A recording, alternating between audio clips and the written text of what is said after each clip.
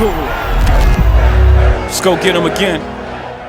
From time to time in this journey, there's some scents out there that just make you stop for a moment and make you think, shit, this thing is artistic. It kind of makes you appreciate the hobby that you're in and the reason why you're in it. This fragrance from Masque Milano is one of those. Keep it tuned in, pop the cherry.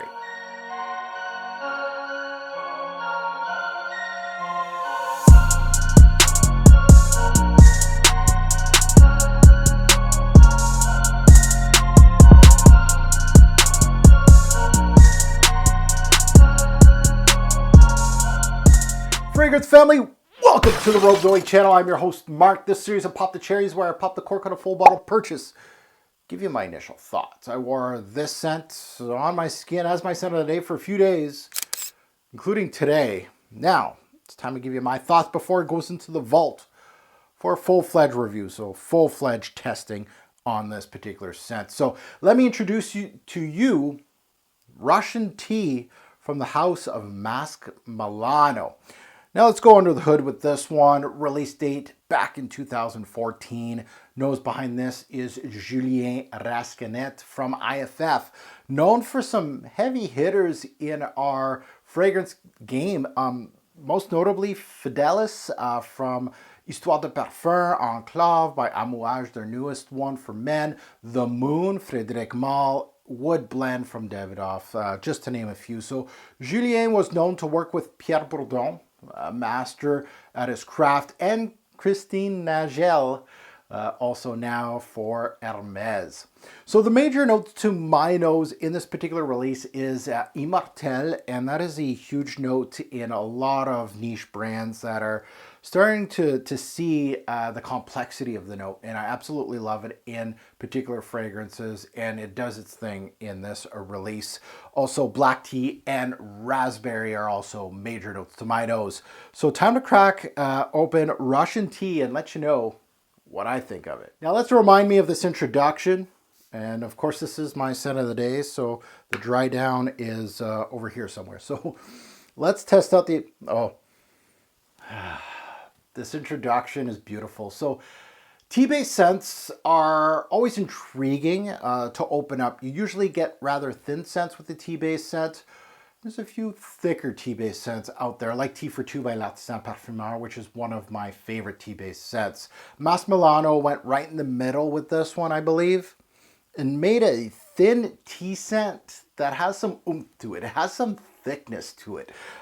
This one starts off with some brightness. It makes you think, oh, this is going to be a thin tea scent. It has some fruity tones of raspberry, very well done by the way, and mint. The raspberry trumps the mint. The mint just kind of gives the fragrance an uplifting feel. The raspberry, beautiful, very uplifting as a scent. Now, this thinness is rather sparse as dry tea leaves come into play.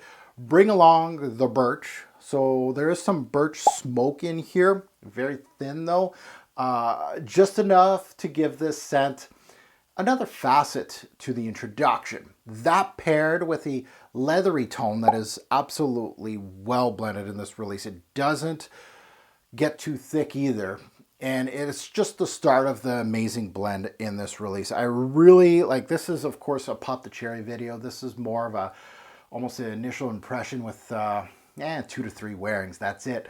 But I'm already really enjoying this release. Now going more into the dry down, what did I get out of this release is this scent showed its complexity here as the raspberry note surprisingly kind of hangs on and makes the scent turn into a smoky, leathery raspberry tea. Some spices come into play and some florals, so there's some complexity here. I felt the everlasting flower, which is known as immortelle. This scent, this scent profile, it gave it a unique dry take, showing its hay-like quality here, its honey touch here, and some herbs too. So the immortelle, very complex as a note, and you never know what you're gonna get from an immortelle based scent. But this one, the immortelle does its job. It's almost the glue to the release. I think it really does pull everything together in the scent, but never took away the spotlight, which is a tea-based scent. The leather is almost second in command here. It's not big and bold, but it really does a great job to work together. Now let's get into the Revolver, where I talk about seasons, day, night, versatility, and performance. We'll start with seasons. This one, I felt all seasons can be covered with this one. I really like the versatility of this one, and we're going to get into that, but I felt like spring is its best. Fall, kind of tweener, but it can work in the winter, worn it in the winter, and summer nights too. So all 4 seasons are getting hit with this one. Day or night, either one. This one is really a fragrance that you can build around it. It really is highly versatile. Versatility fairly high. As I stated earlier, it was just the way it was blended. Like if you had a lot more smoke or the tea was a little denser, then it would get rid of some of the versatility. This one was blended so well that you can do it in the warm weather. Be careful, you know, summer nights, spring, I think is where it goes, but more of a cooler weather scent. Performance, longevity was good, 7 to 9 hours, projection above average, performance on par, like I want to see from a tea-based scent. So my final thoughts on Russian tea. Now keep in mind, this is my first bottle, my first sniff of this brand. And what I want to see when I'm delving into niche brands like this, that especially if they have hypes on YouTube, I'm always super careful with brands like these. And I wanted to see A, the quality of the scent, and B, the blend. Those are super important things for any scent. For me personally, I always like to see quality of the scent, blend. How, you know, was this made with love by the nose? Masque Milano delivered in those aspects with this scent. It draws the line of artistic and wearable. To some users, this may be a little too artistic for them, I'll be honest. But for me, these kind of scents are, these are the ones that draw me in. They're artistic, I can appreciate them, but I can wear them for a lot of different occasions and seasons. So this one is one of those that I'm very happy with. It paints a picture to me. The tea, the immortelle, the leather, the smoke, the raspberry, the florals, the herbs. There's an uplifting mint in here. And with all this in the pot, still works well. This scent gave me much more on skin than on paper, so be careful with that. So please do yourself a favor and test on skin with this one.